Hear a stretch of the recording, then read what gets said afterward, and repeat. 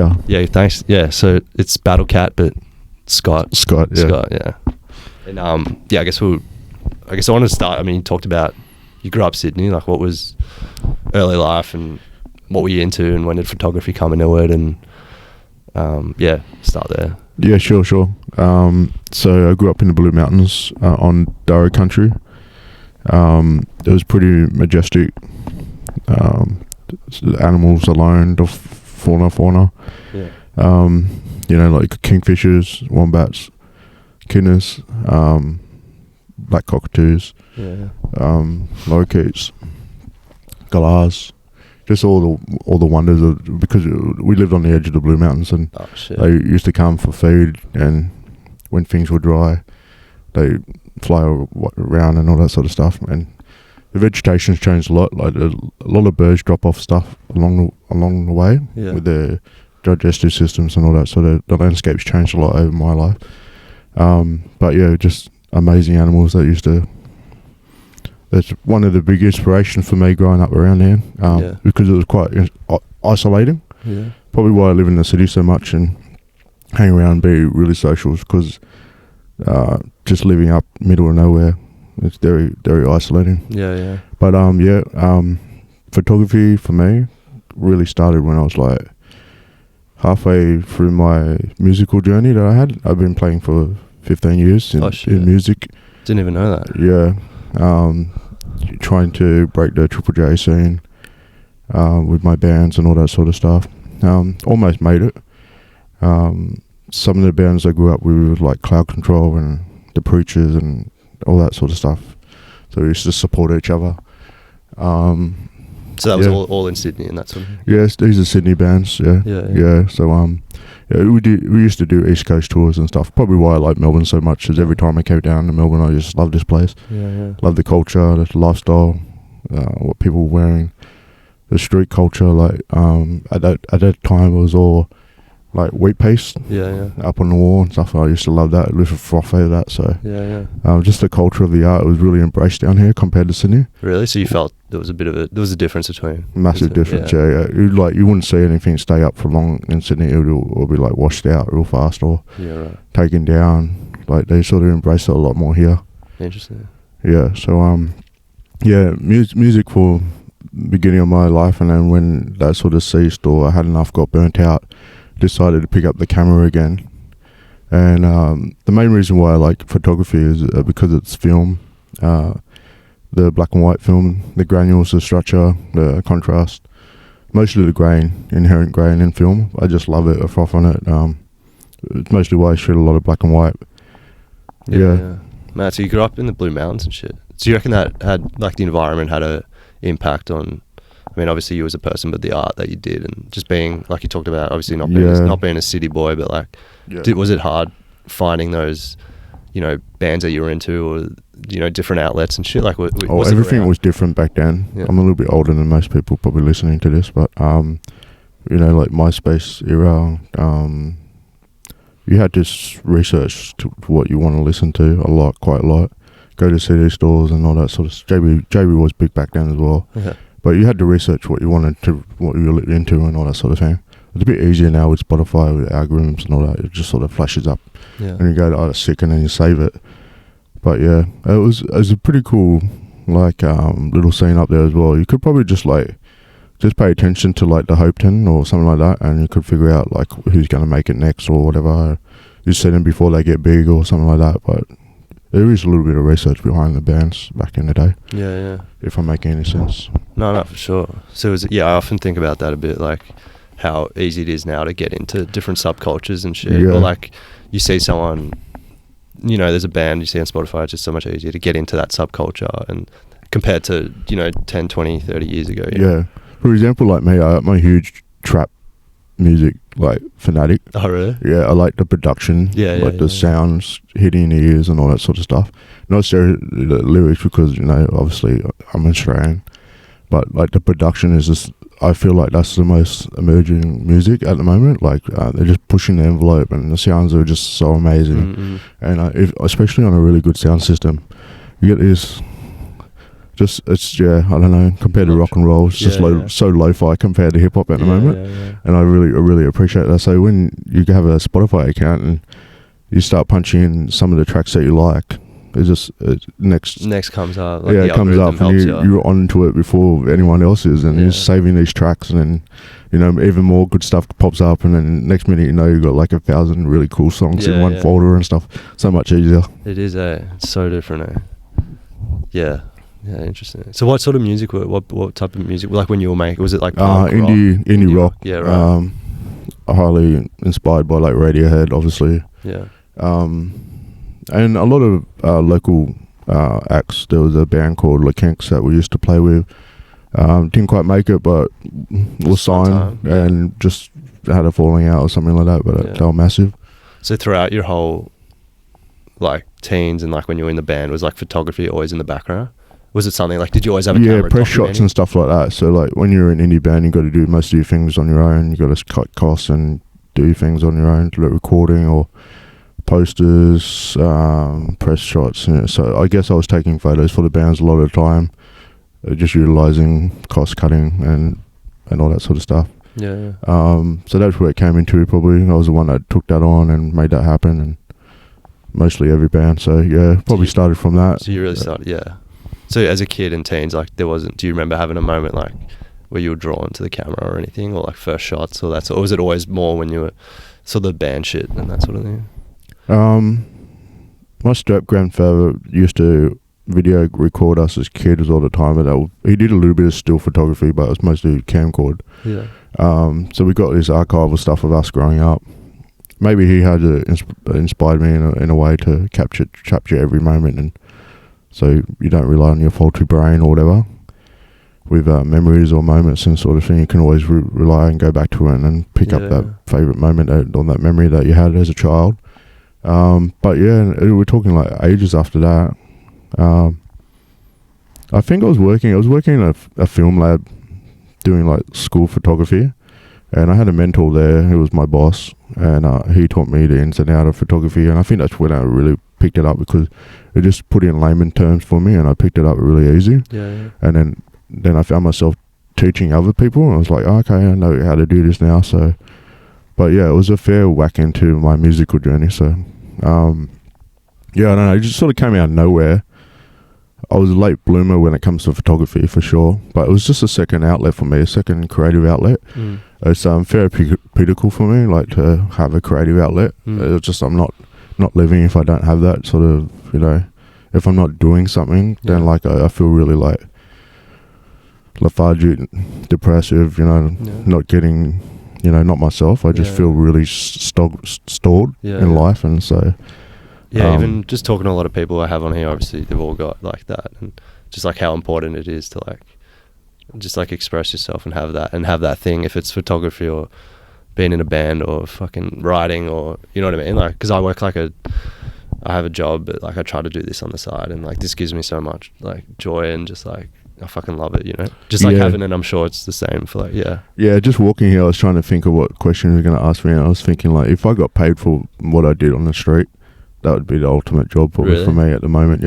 I'll probably get sick of it eventually, but like if the Melbourne City Council would offer me like a wage, go around, don't harass too many people, but like capture what it is to live in the city, I'll sign up tomorrow, and we'll get it going, Yeah, interesting. It'd be pretty mad. Yeah, that'd be a mad job. Have you ever got any have you gone to the, because I just think when I look at your, and for anyone listening, like definitely check out Battle's Instagram, but like you like capturing Mel, like just looking at it, like it's so, you know what I mean, like just it's so like I haven't seen, I mean you've got heaps there are a couple of us doing it. No, I'm not saying you're the only definitely one. I'm not the only one, and sure. I'm not certainly not the best either. There's a lot of people out there that inspire me, for sure, especially in Melbourne. There's like, I can name at least 5 of them that everyone should go check out. Actually, I'll do that quickly now while we're talking on that subject. Shout out a couple, because I think it's important. So really inspired by if I get the names wrong, I'm sorry. Patrick Directro. He takes his like Leica Q black and white photos around Melbourne, and he captures Melbourne's essence of yesteryears, sort of feel like 1920s or the 1940s sort of feel. Somehow he gets the Art Deco sort of look of Melbourne. He takes some amazing stuff. And Jesse Pretorius, he does like fine art photography for like hyperrealism. He's like really good photographer. I walk a lot with Hussein Abdurrahman. Me and him hit the street a lot. We sort of bounce it off each other. We have like a familiar understanding how we perceive the world. We come from widely different cultures, but we somehow sort of like blend in, and we have a lot of fun on the street. He's an amazing photographer. He seems to capture people in their pure essence from the side of the lens. Like it can really capture someone's personality in a couple of seconds, like setting up a shot and stuff. Where I'm a bit more erratic. I like to like take photos really fast and like try and get like a moment of a hand or body language or hand placement or something like that, where he sets up a photo a lot more and talks to them. And sometimes I talk to people, but I like to try and get the photo. I was going to ask you that, like if you have moments of like asking for the photo, or if someone says something after you take the photo, because a lot of these shots are like vulnerable, and people on the street corner, they might be like crying or having a ciggy or like on the phone, like, or having a deep conversation with their significant other. Like I often wonder like how do you? And I would be like that. There's been moments when I'm having a breakup or like a talk with my ex-girlfriend on the street, and I've told people to F off, because like, can't you see I'm actually crying here? Can you like, leave me alone? And like, it'd be like on a train station or something like that. I'd be like, fucking, can you just walk away, please? So what are you asking me? Can't you just see it? I'm like having a moment here. So I do understand. I try and dip in, dip out without even people noticing, like maybe a hip shot or something like that. And try and capture the moment without them noticing, all that sort of thing. Depends what how you really want to get the shot or not, like if it's really that important or not, or is this just you trying to boost your ego or something like that. So you just got to gut influence on the spot. Got to know what you want, and try not to. You got to be morally and ethically to it. You can't be overstepping too much boundary, but like, I don't know, if it tells a story and that story hasn't been really told in a while, then but I try not to upset people too much. There are some times where you get chased down the street, or they're yelling at you at the top of the lung, and everybody in the street's looking at you. Really? Yeah, it has happened. Yeah, have you had a couple? It's been you would have had some encounters, like, because it is like people don't like getting their shot. Like most people like feel weird about it, Yeah. Especially if it's unexpected. Like I wonder. Different cultures. Have you noticed that? Like some cultures are like okay with it. Interesting. And they don't care. But some cultures are like, no. Do you reckon also like being in Melbourne, maybe Melbourne heads are different? Because I went to New York last year and I had, I'm fucking shit, but I was taking some street photos and just like having, documenting and just whatever, traveling. And I noticed like in New York, like people are so in their zone, like working and just like in a whole different mentality of just like go, that they didn't give a fuck if you took a photo of them. And I don't know if that's just like a New York thing or different countries and shit. I don't know. How have you found Melbourne? Like, are people like in their own zone? Like, I've been in New York. I haven't shot too much there. I think they're too busy. I think they're making too much money. They don't care. So if you're making money, it doesn't really bother you. I think if you're not making money, it does bother you. It's probably like if you've got too much time on your hand or something like that. I think that's probably what it is. Secondary, the culture in New York, some do hate it and some do like it. You got to be really careful in New York, I reckon. Certain places, certain streets, and all that sort of stuff. But if you're in Manhattan, I think most of it's you're in a tourist destination.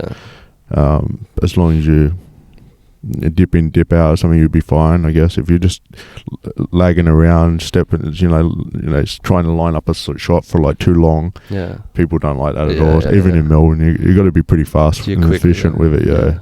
If you're sizing them up too much, or you just you don't go with it. You just leave it. You're just hanging around too much. Like they're just onto it really fast. It doesn't matter who it is. Everyone's like that. It's like, what's this guy doing? And they're just too used to it. So you got to be really fast and efficient to it. But New York's fun. I remember getting told off a couple of times. Yeah. And what drew you to street photography out of all the different things you could document and shoot? Like, what was it? You were shooting band stuff, you said, and And then when did it progress to like, were you just like, have you always been someone really observant of like, I know you've talked about like the small moments and the small gestures and the beautiful little like hand movement on something. Yeah. How did you want to speak on? Yeah. Yeah, for sure. So I have a disability. I'm profoundly deaf, hearing impaired. So very observant as it is. I use my eyes because it's hyper. It's a type up because of my deafness. Yeah. So I think it's always been like that in my life. It's probably why I can see things peripherally or before other people. Just as got to keep myself safe. Yeah. Away from danger, be it cars or people or knives or whatever. So I'm always looking around. Sometimes that gets me in trouble. I found lately with this new generation that I've been getting in trouble a lot for using my eyes. Oh, really? What do you mean? I found that a lot lately because I'm very observant, always looking around. Some people don't like that sometimes, true. Especially in like a bar setting or something like that, or like a live music setting or something like that. I've gotten in trouble a couple of times for just looking around too much. So I think the world's changing a little bit of that. But if it gets any worse, like it's just, you know how generations change and stuff like that, and we're going through a whole bunch of stuff, you know. Sure.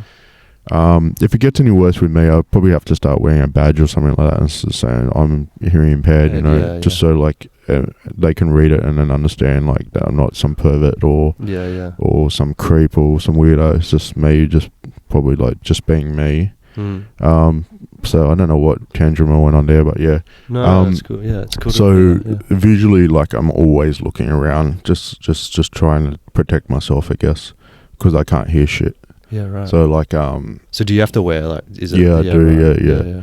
A lot of lip reading, a lot of body language. Should probably incorporate into photography as well. Yeah, right. That's so like when it comes to photography, what the question you just asked is that landscape bore the shit out of me. Yeah.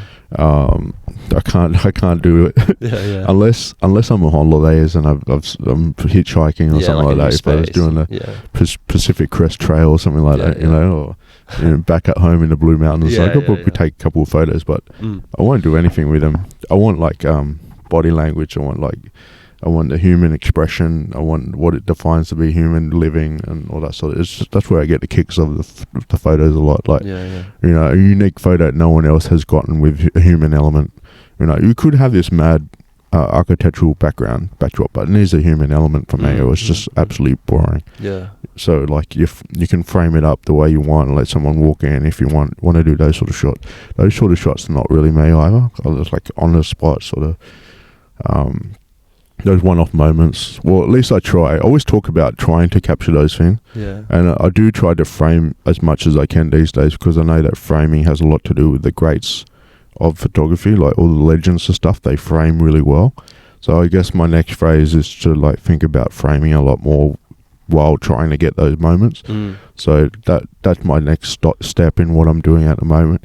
Not really successful at it, but there's others doing it. Like Hussein's doing that really well at the moment, I think. Yeah. Who else is there? Mark Davison does it right. He does this like slow shutter speed flash thing, where he gets like this blurry shot with his like cut through like image and stuff. He's pretty cool. And last one, I guess. These are not particular order, so if I missed anyone, there's a lot of people out there that inspire me, but these ones inspire me at a local thing that I've sort of tap in regularly and see what they're doing, sort of thing. David New. And these are all Melb heads, yeah? These are all Melbourne guys. Yeah. People that I walk with. Yeah. And how important is it, like, because do you see it as like I mean, you talked about, how important is walking with people. Was it ever like a solitary, like, way for you processing your thoughts in the world, getting on the street by yourself, taking photos, or do you enjoy always being with someone and like, and I mean, you mentioned it off air, but I mentioned before, I think off air, that I do like capturing a moment with someone so you can relate back and have a yarn about it, have a laugh about it. So if something crazy goes down here, you got like, you know, the giggles about it. It was like, oh, do you remember when that happened? Oh yeah, that happened. That was crazy. That was a crazy moment. Because if you're walking on your own all the time, that happens, and you have a little laugh to yourself. And if you're spiritual, you go, oh, that's pretty funny. You know, like in essence, you know, oh, that's pretty funny, God, or something. If you're walking on your own, but at the end of the day, if you're walking with someone and you see this shit go down, you go, that's, you know, or anything, or just like, that was mad. I can't believe we got that photo, or you know, that it's that's what life about, I think, for me, collaborating with people. That's probably why I was always in a band. But yeah, I don't always walk with people. Sometimes I walk on my own. I do get a lot more shots if you're on your own, because you don't have that communication of stopping you, taking up your time, or conversing on the corner. You're just sort of walking around a lot more. But yeah, safety in numbers, and I get a lot out of being social, even being social with photography. Yeah. Like, even if I do talk to a lot of people on the street, sometimes I don't as well, depending what mood I'm in. Encounters and opportunities just being on the street in general. Like, it seems like most days are you just hitting the streets. Like, how do you actually like regiment like your shots and like where you're going to be at, and like do you have like a routine, or is it just hit the streets whenever? Like, how do you sort of... I'm a night owl, so when I'm woken up, have a coffee. So it's probably about midday when I go in. Yeah. It is pretty late. Most days? Yeah, most days, yeah. Crazy, yeah. So the backstory for why you see me take so many photos at the moment is that I hurt myself at work. And so I've got nerve damage in my leg. Oh, shit. And so I've been trying to rehabilitate with that. So I'm not working at the moment. Yeah. So I'm just been doing exercise, trying to get over that, and it's been 2 years. So that's why you see me take so many photos. So just been walking every day, trying to get better, and it's just so I can sleep at night, basically, because I do suffer with a lot of pain down my leg, and so that's why I'm out all the time. Don't really have a job or anything like that. So most days I've been walking. It's just mainly to keep myself stable. It's just something that I carried on since COVID.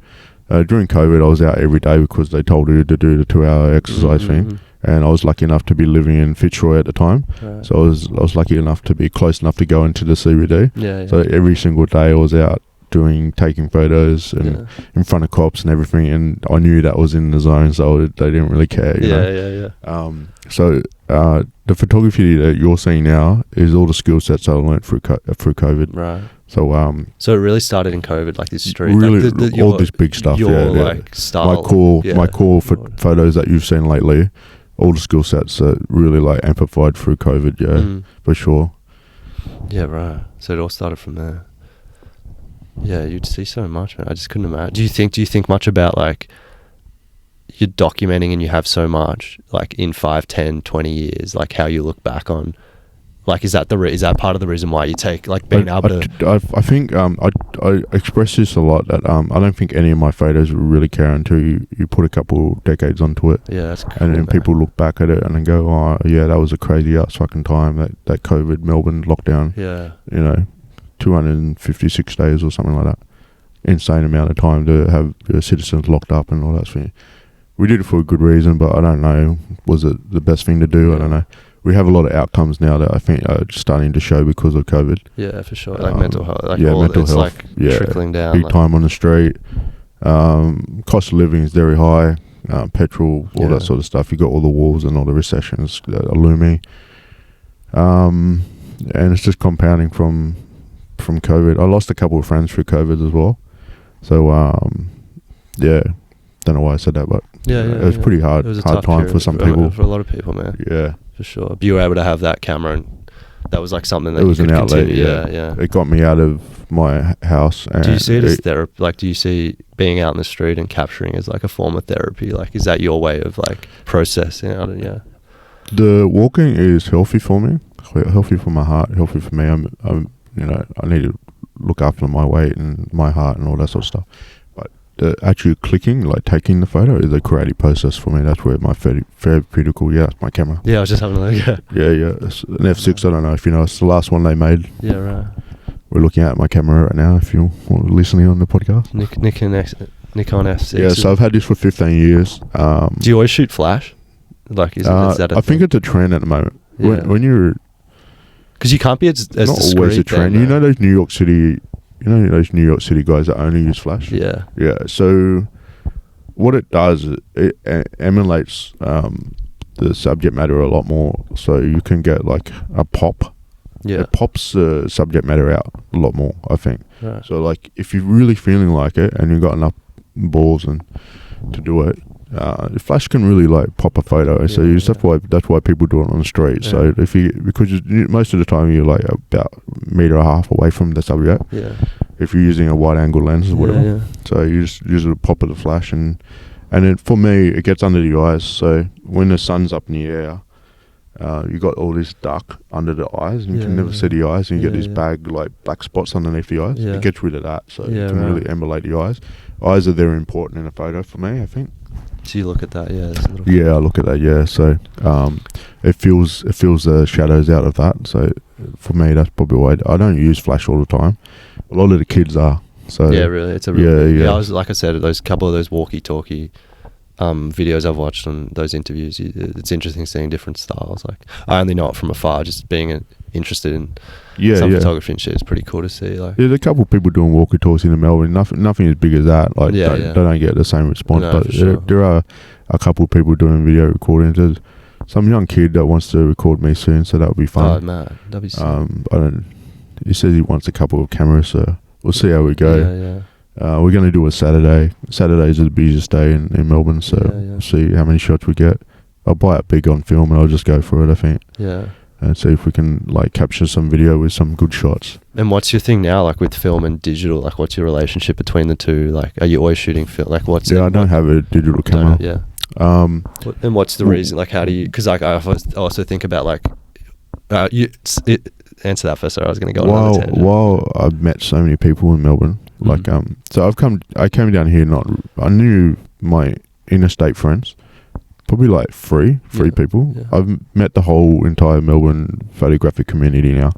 Crazy. Yeah. Is it a small? Like feel like a small? Yeah, small, but like there's a lot of people doing the same thing. All the fine art ones, they sort of stick on their own, but a lot of the street guys, they're out all the time. And you just bump into them, you build a relationship. So what else can I say? They have all different cameras. So when it comes to a digital camera, I wouldn't mind getting like a M11 monochrome. Yeah. I'd love that. Yeah, but we're talking like 15,000 or something, even more, I think. So, that's never had a digital. Probably have that if Leica wants to sponsor me. That'd be sweet.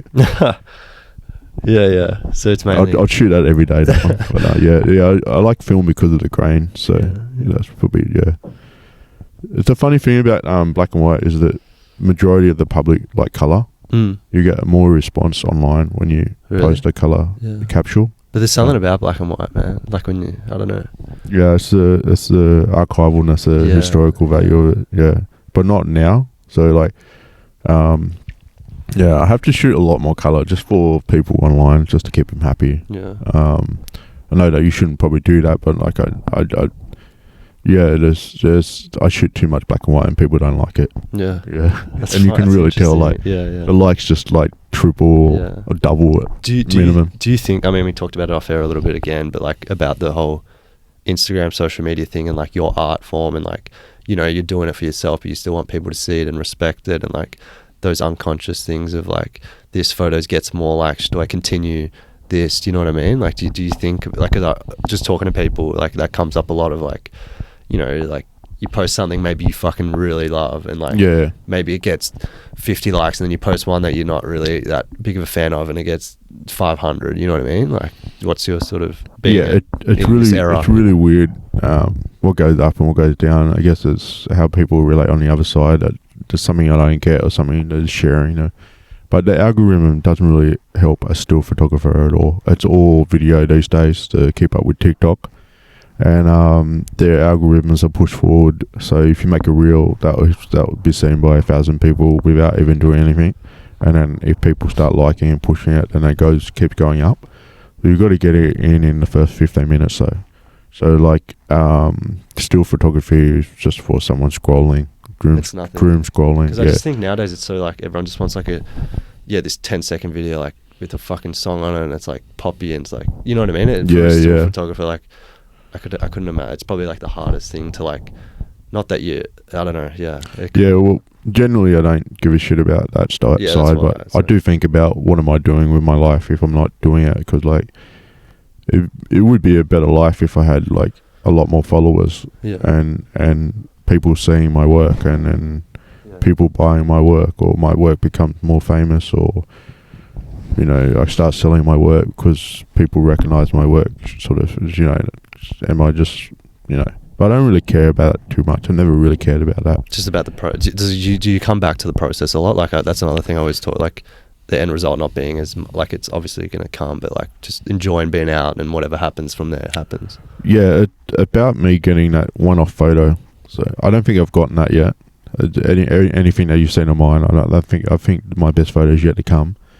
But you know, that's what I strive for, at least, to try and get an amazing one-off photo that everybody talks about, or everyone goes, "Oh, that's how do you get that?" sort of thing. It's just a lot of it's being at the right place, right time. Yeah. Knowing your camera back to front, so it's not going to f up on you. Yeah, yeah. And then just capturing it as many times as you can, or walk out, whatever. What else was I going to say? When it comes to recognition, I've had more recognition for my photography than my music. Yeah. That's saying a lot, because I was played on Triple J, played on Rage, you know, toured the East Coast, played with all these big bands, and I've never had so much more recognition with my photography, you know, with my photography. Yeah. So it's been amazing. I think you hear it. I don't know what it is maybe you have to split up the feedback with your band members or something like that, or maybe only the singer gets told how good the band is because he's a singer. Yeah, yeah. Which I was never. I was a bass player in a band. Yeah. But I've never received so much love and attention for my art that I have through photography. So maybe I don't know what that is, and I don't know why I'm saying that, but it has been very, very good for me. I don't know, as a creative outlet, to get that response from people. I do appreciate the love from people. Well, especially when you're out in the street so much and you're putting so much time and yourself into it, like you dedicate to it, like this is what you want to fucking do. Like it's cool to, you know, as much as people say they don't care, like if people care or not about their work, but like it's nice to get, you know, just to keep you going a bit, you know. Otherwise you're like, what am I doing this for? Like what's the reason and shit? Yeah. You know? This is the personal side, nothing to do with like Instagram likes and stuff. Yeah. It's just like people talking in person.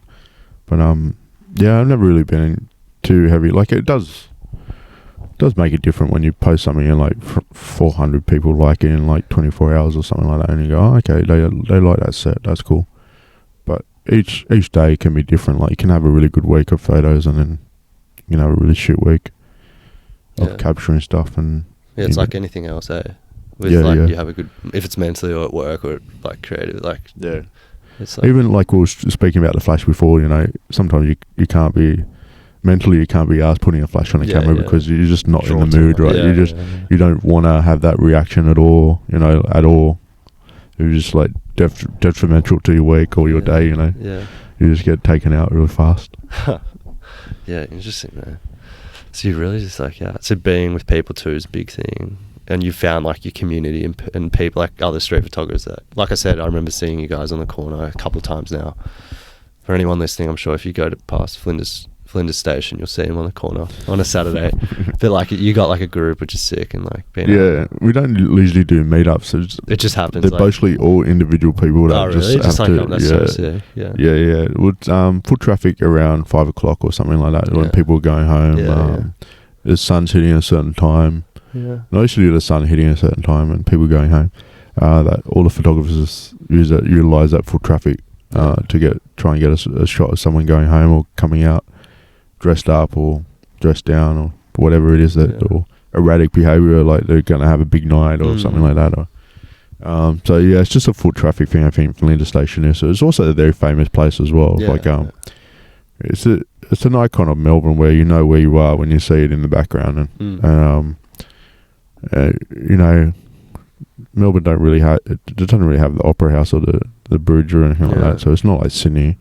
Nothing like Sydney, but for some reason that station, it's the meeting point. You know, sit at the steps. You know, everyone's done it in their life. Everybody knows it. Everyone gets off at that station. Yeah, it's like the cornerstone of Melbourne. That's all it has been. It's a beautiful station, but I don't know, probably shoot there too much, but individually everybody walks up there at a certain time and they all have a quick conversation and they keep walking on or whatever. Yeah, it's like a little meet up. It's like the spot if you're going to meet up, like meet outside of Flinders Street. You know? It's not like a text message and everybody we meet there at that time. It's just happened that we're out and we say a quick hello and then move on or You know, if there's too many photographers. Sometimes there's too many photographers. Too many like doing it. Yeah, it's like a entourage of paparazzi just shooting the same guy. You know, some banana comes up. You know, and everybody flashes going off in every 360 degrees. It's pretty funny. But I'm sure everyone's got their own eye on like different shit too. Like, that I could imagine. Like, yeah, sometimes you got to be fast. Some people running past. The Carrot Man or whatever. Oh, Carrot Man's a classic. I love that guy. Yeah, have you talked to him? He's heaps. He's very quiet with me. Yeah, they think horses for courses with that guy. Yeah. But he doesn't really say much with me. Yeah, you've captured him. Yeah, I think I saw a photo or two. I can't remember. Yeah. He's the ultimate like photo when it comes to Melbourne thing. Sort of like it's so iconic. He does it for such a right reason as well, make everyone happy. Yeah. And I remember he said, I read in an article that he's tried different things like broccoli and corn and stuff like that. So funny, and the biggest reaction was always the carrot. So he gave up all the rest, and he's had a couple different variations of the carrot. But it's mainly just to keep people happy. That's amazing. Yeah. Shout out Carrot Man. Yeah. Shout out Carrot Man. Oh, amazing, man. That's fucking... What else when you think of Melbourne? Like, what else? I mean, being someone that's on the street so much, and you're seeing Melbourne people and like Melburnians and whatever you want to call it. Like, what comes to mind? Like other things. I mean, talking Carrot Man, but like in that space, like when you think of Melbourne people and like the vibe and the feel of like, fuck, this is like Melbourne. Because like, what sort of, you know, being a photographer and observing so much and Obviously, the AFL has a lot to play. People wear their colours out and all that sort of stuff. They have their club that they represent. The big thing with Melbourne, I think, compared to Sydney. I go for the Sydney Swans, so South Melbourne. Yeah. And I get to as many games as I can, and they do like 3 or 4 down here a year. I think that's a big one. I think people wearing their colours is Derry in Melbourne, getting out, going to eat at the bar before they go to the stadium, after the stadium. Yeah. Even though I think maybe it's dwindling a lot with like people like staying inside for streaming services and cost of living and all that sort of stuff, that's not as massive as it was back in the 90s or the 80s. It's still very much the essence of being a Victorian. I think second to that, probably the music scene's massive down here. There's so many venues. They never wanted to close any. They always protected them. Sydney never stood up for the venues that got closed down. We tried, but you know, they closed most of the King's Cross because of all the problems that having there. And there was a lot of live music venues that closed down there. There was a lot of small live music venues that were getting closed down for noise complaints.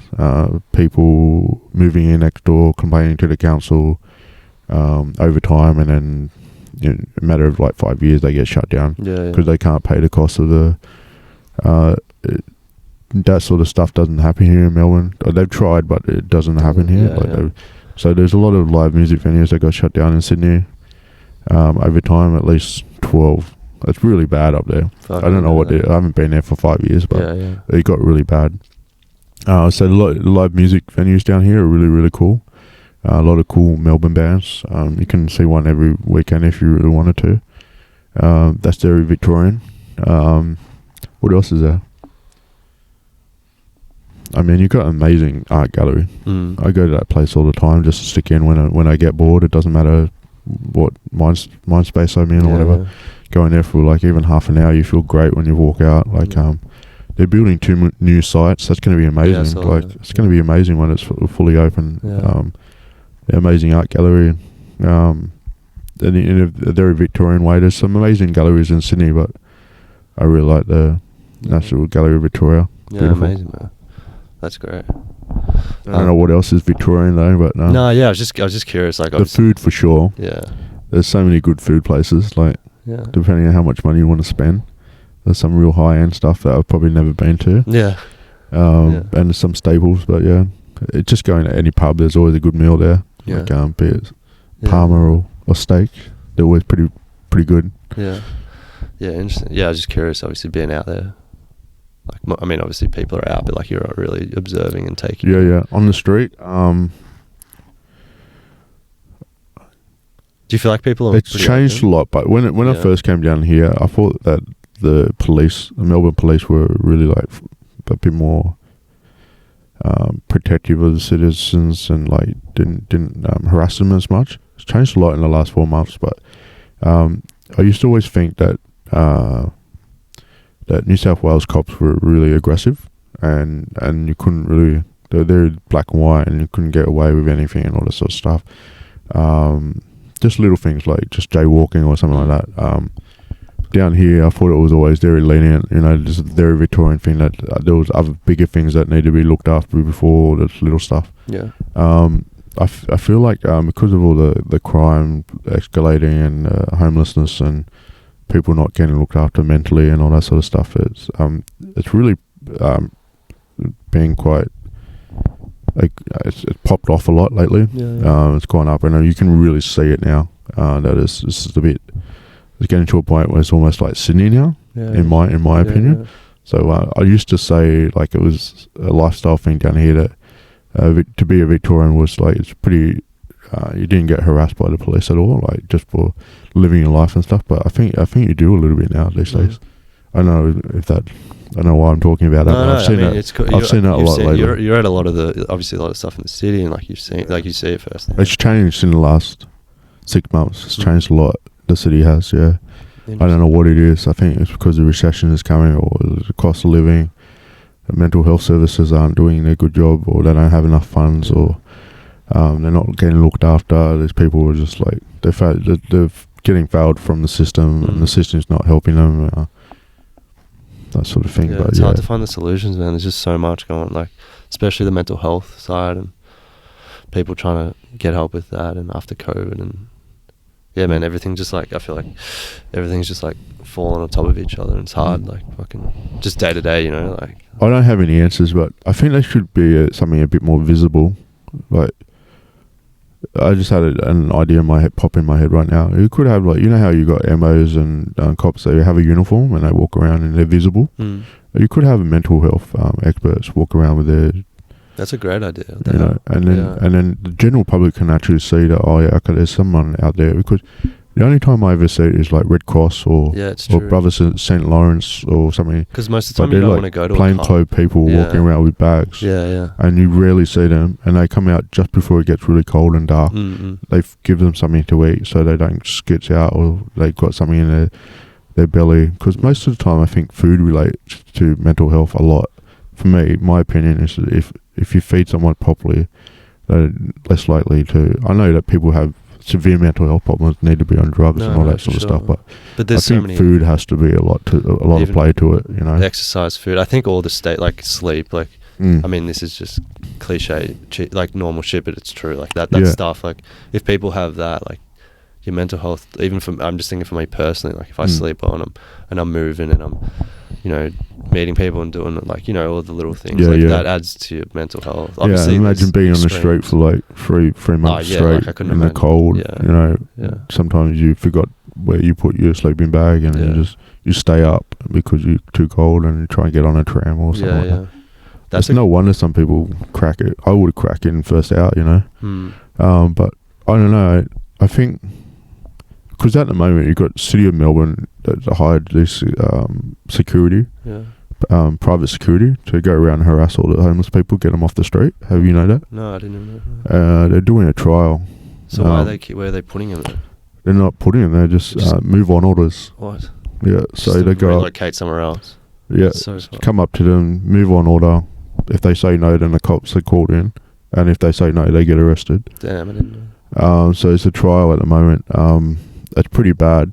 It's antagonizing everybody. They said it falls under aggressive begging. Yeah. So I don't think it's aggressive if they're just sitting there. Like, they try and say people with disabilities might like fall on them, and the footpaths and all this sort of stuff. They try to do that angle as well. So that's another thing that I've been seeing a lot lately. It hasn't been good. Making Melbourne worse than what it was, like not for the better at all. Yeah. These people should be looked after, not harassed like they have been. Yeah, I didn't know that. So look, the general news. I don't think the media outlets are reporting on it. Yeah, no but I witness it and see it every day, and those guys don't like me too much because they hang around and see if they're going to do something bad. So I might take a photo of them. Yeah. They don't like me too much. No, but most of my photography friends are in agreement with me where they don't like them. No. They give a bad rap to the city going around and just... People are just trying to get a bit of money to get food and stuff and keep themselves warm and they might have habits, but they're not aggressively begging. It doesn't fall under that category. Anyway, I think one of them will take them to court one day and they'll find that the city bylaws might not hold up. And it'll be some sort of human rights violation or something like that. That's correct. But at the moment it's a trial, and they seem to keep buying more private security guards at a cost. It's like a ridiculous amount of money. I didn't know all this, man. It's cool. It's like cool. Cool. I'll link you later. That's good. I mean, obviously you're seeing it getting worse. That's getting worse as well, because you're antagonizing these people. Eventually one of them's just going to crack it massively, for sure. Especially if they have a knife on them. Most of them have a knife at night time to protect themselves. If this is going to happen one day eventually, or they'll take it out on someone walking past if they can't get money or something like that. Because every time they sit down to try and get some money, they get told to move on or something like that. I don't know.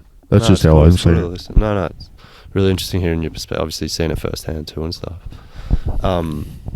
I guess going back a little bit, I was just going to say, like, what if you look at photography now, I guess, like, what do you think it's given you the most, like, in your life? And I guess leave it. What like right now? Yeah, just like when you look at when you started to now, like, what does it give you every day? Like, what's the...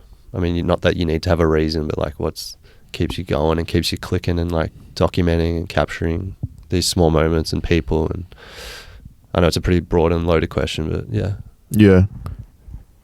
Realistically, I don't know why I do photography like I do. I do enjoy it. That's probably what gets me out of bed. To try and get that one-off photo that probably represents me, something that goes a little bit viral. Yeah. Probably what we aim for. Yeah. You keep doing it until you get that, and then once you have that feeling, you probably want to keep doing it. Euphoria of it. Yeah. But I'm not sure why I do it so much as I do.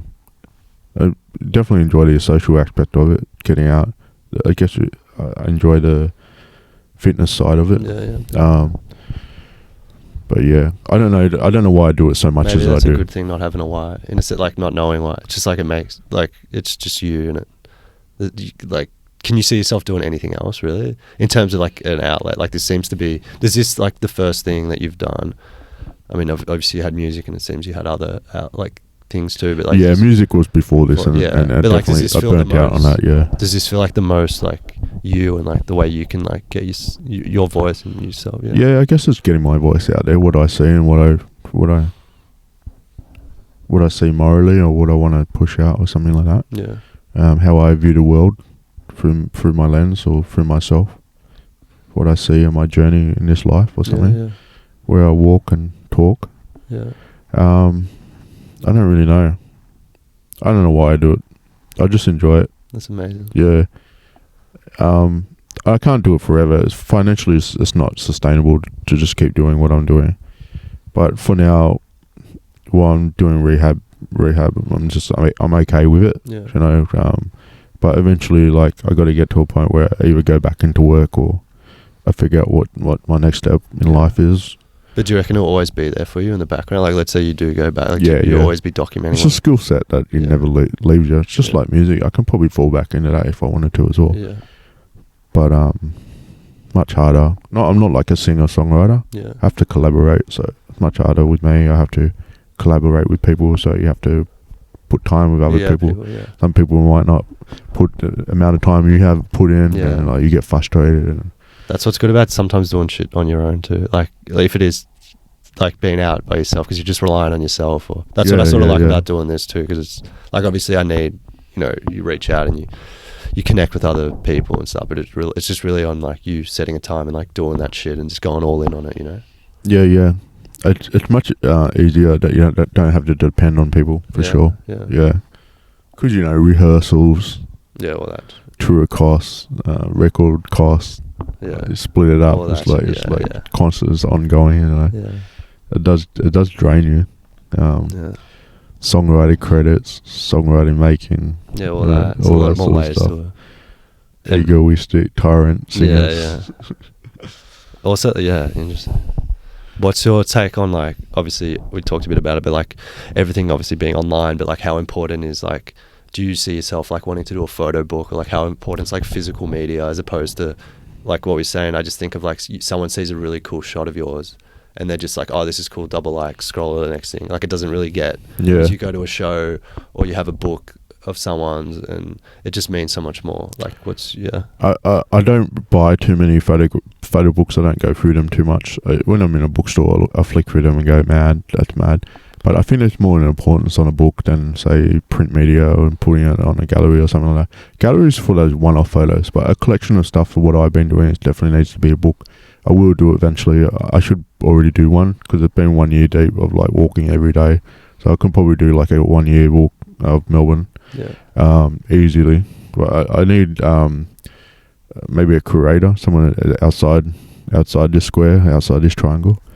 Looking in and selecting some photos, because it's just too much for me. Not that much, too many. So if anyone out there wants to help me out, you can do it. Or publisher, come hit me up. Yeah. Because that's a whole other thing. Like that's a whole other thing as well. Yeah, editing it and picking what style and like all that. You can print one off. It costs you a little bit more. Yeah, but I mean, like a book's like a whole. Yeah, a whole book on a one-off whole book would probably be about $200 or $300. But then you got your book. You can get it at a boutique. Independent bookmaker, some good ones in Melbourne. Yeah, it'll cost you an arm and leg, but you got one then, and then you can share that around with your friends or show people or something. That's probably what I'm gonna do eventually, like is that soon. Important? Like you want that to have instead of just having your Insta. Yeah. I've been telling people lately that I just want to submit a book to the Victorian State Library. I was gonna say, because surely that would be like really.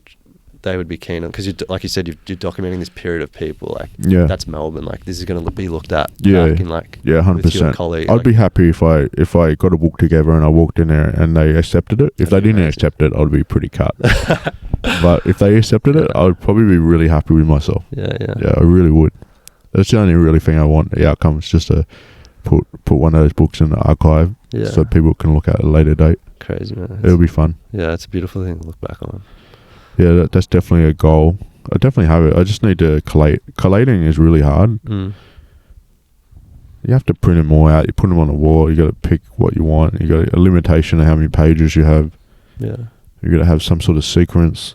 Yeah. You got to have flow. Tells a story.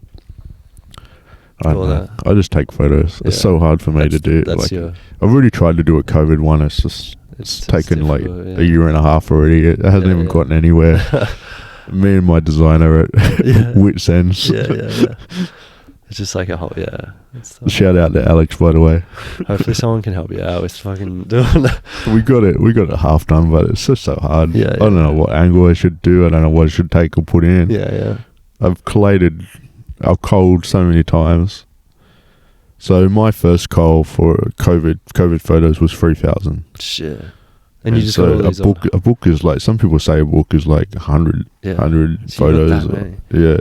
How do you know which ones are like? I think you mentioned it, that there's some photos that you're not going to post. Like you got some ones that like. I'm not like that. My friend's like that. Do you have? Is it like a thing? Like, do you try Hussein's like that. My friend Hussein's like that. He saves all the good ones. Yeah. So I haven't seen some of his good ones. But right. I don't do that. I try and just put as much as. I just want to receive a response. Like what's good to me is not what's good to others. Yeah, true. So I post it just so I can get a response. Just see if they feel just as hard as I feel. Yeah. If they like it just as much as me. But some people save their best photos. And I think that's going to be like massive for them in when they have a gallery opening or something like that. All these ones, and all their friends have never seen these photos. That's big, Get G'd up on that. But most of my photos I put up, so I'm not hiding anything. Yeah. Amazing, man. I guess wrap it up pretty soon, but that's sort cool. of sort of leave it's it been on. good. It's been good. I sort of leave it on sort of what you'd say to your younger self or young creatives getting in the spaces that you've been in, or as a photographer, I guess is the main thing. But like, what would you sort of say for young people? Yeah, young people, like your younger self getting into it, like, you know, just I wish I had to study photography at high school. For some reason, I think my parents would help me out what subjects I wanted to do. And music was obviously selected, but photography, I would love to have gone into the darkroom at photography. I would have been a different photographer by now. Yeah. Like I've lost a couple of years of my youth not doing photography, where I think I would have been. You know what I mean? Like losing. You don't have too many years of your life, so if you lose too much, you're grounding. I'm not. Like, I've got the greatest memories playing music up and down the east coast of Australia. It's like no one has that. So you pretty much did that through your whole 20s, 30s, or whatever. Yeah, whole 20s is just music. Yeah. And then didn't really touch the camera until a little bit through the last stages of that. Yeah, and then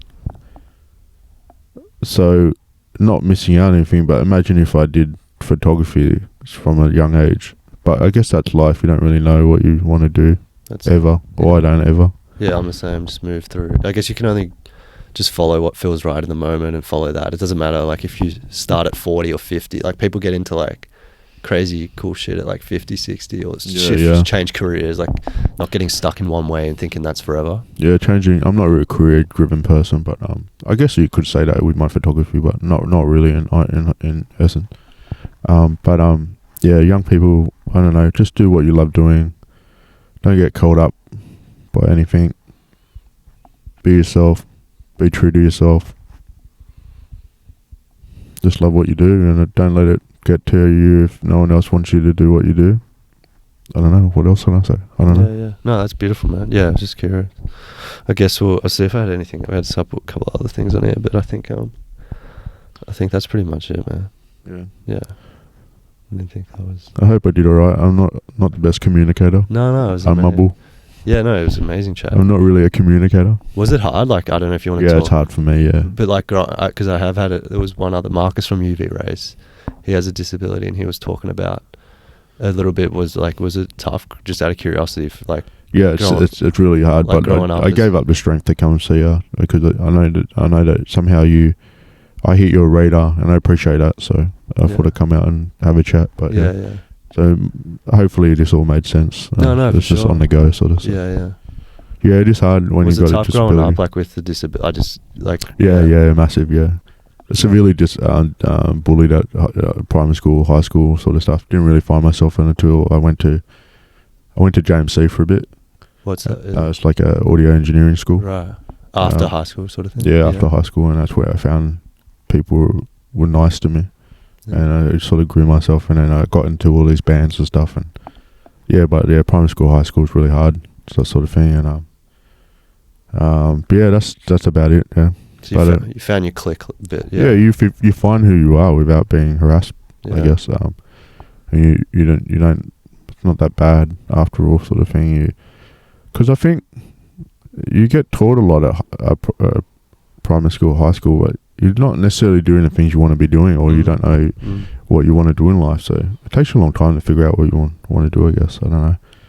But I really found myself after high school. On my own accord. I did it by myself, not with any help or anything, but I don't know why I'm even talking about that. But disabilities are hard. Sometimes you don't know if they have them, and especially this day and age, there's a lot of people probably wouldn't know what sort of disabilities they had. Yeah, but especially those ones that are invisible, you know, like you know what I mean. Do you think that's harder having one? Like, it's different. I think when someone can visually see, maybe someone has a disability, you know, but like when they're like the invisible, it's a bit like, because people, you know what I mean? Yeah, 100% know what you mean. Yeah. I try and take that into account when I meet new people. Yeah. I try and figure out if there might be something there, but I don't really generally ask. I just let them be themselves, and sort of, because I know what it's like. As you can see, I've got long hair, right? And when I wear hearing aids, I like to have long hair so I can hide it, so people don't know that I've got like this. I would struggle with that. But you know what I mean. So they don't know that I wear them. For sure. So like I hide them. So that's why I have long hair. Yeah, right. Yeah. So little things like that, like Yeah. It's just so people don't have something on you. They don't have one down. They don't have something on you. You've got a equal level playing field. Because otherwise they think in their ego that they're better than someone that's. It's not really like that. It's just. Do you feel it? I don't know. Maybe some conscious. That's what I mean. I don't think like obviously not. Yeah. People don't think like that, but as a subconscious thing, possibly. Yeah, like maybe. Yeah. Maybe not. I don't know. It depends on the person. Like I've got a lot of good friends in this city that look after me. Know that I do have a disability. Yeah. And we have some laughs about it. You know, we have a good yarn and a laugh about it. But they generally care for me and they look after me and they know that if I really didn't really hear them, they like let me know. Yeah. And they're quite aware of my limitations and all that sort of stuff. Yeah. So no, there's some good people out there. Yeah. That's beautiful, man. I don't know what else to say. Yeah, no, I was just curious on like living with like because I work at a mental health clinic. Right. With kids and teens, and obviously I see like different people come in and different families and backgrounds and and it's just interesting seeing like a lot of people go through and like it can be really difficult, like especially. Yeah, I see. I have a lot of kids that have like autism and like I'm not. I'm just bringing this up within, but like they're things that people cannot see from the, you know what I mean? Like if you have like people on the spectrum. Like level 1 or 2, like that you can't. It's really difficult with them, but people see them as like normal, and it's like it's just all that stuff is. I think it's so important to like have those support systems and talk about it and be aware and like you know what I mean? Like kudos for you for working in that environment. Yeah, I enjoy it. It's something that do on the side. So Have you seen a lot lately with mental health on the street and stuff? Have you been noticing, or do you get in the city that much? Or? I don't go like too much, but you always see it for sure. Like it's it's I've just for me personally, like I see it more with my work and teens and like younger people and the difficulties and how hard it, especially with social media and like all these other pressures. Yeah, especially social media. Like all these pressures of like, and I don't think I would have. I don't know how I would have been. Primary school, high school, social media. Yeah. Like, I remember being on this bus once, and his school kids were opening up their Snapchat, and it was getting shared around. And this kid, and they're calling a homophobic slur, and it was like photo after photo of this kid with these homophobic slurs, and and I could see it full view of me, and I was like, got so upset by that, and I just said. You excuse me, you've got to tell your principal what's going down. This kid might commit suicide from this. You got to stop this. This is not right. And they both went all silent. And I think reality hit in. It was not right. Yeah. I said, you got to go to your principal. You got to speak to your principal about this, because this kid is getting bullied way too hard outside of school hours on a Snapchat. It's just really bad. It's getting shared through like with ease, to 50 people plus at a time or something like that. It wasn't good. Yeah. I don't like from my past experience and stuff. Yeah, social media would have like amp that and like maximize that by like 1,000. So the kids have it really hard especially with that at the moment. For sure. And there's nowhere to escape it. Yeah, that's what I mean. You go to school, you do your 8 hours or something, and then you got another 8 hours and that's if you're lucky to go to sleep. Exactly. Of torment, It's weeks like that and weeks and weeks. Yeah, exactly. That's it. Yeah, it's not just at school, especially the bullying and stuff. Yeah, and it just doesn't stop. It used to stop at a playground, but now it doesn't. It's way more amplified, I think. Yeah, but even for everyone, just always being connected is like can be a great thing too. But then there's some downfalls of like. But yeah. Anyway, man. I tried to be honest with you today. I spoke. Most of it probably doesn't make sense, but no, it was beautiful. Man. Thank you for having me. I appreciate it. No, thanks heaps, Scott. I'll leave your Instagram. People can check out some shots and hopefully get that book out soon. And I'll do it. I'll let you have one if I say it. No, thanks heaps, man. Thank you so much. Thank you.